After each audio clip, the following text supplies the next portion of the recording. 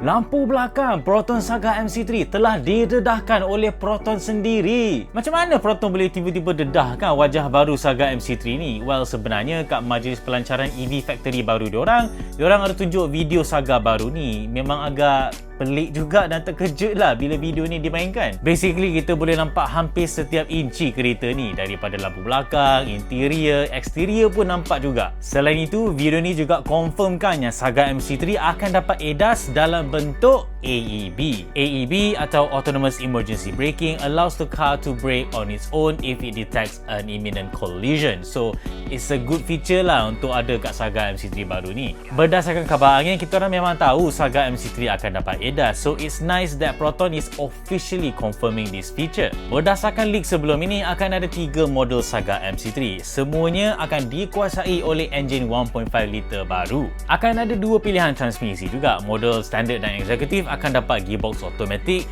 while the range topping premium akan dapat CVT. Proton Saga MC3 ni is easily one of the most anticipated models from Proton this year. So, I rasa memang ramai orang menunggu ketibaan Saga baru ni. Speaking of which, Saga MC3 ni kononnya akan keluar sekitar Oktober atau November 2025. So, kita sama-sama tunggukanlah.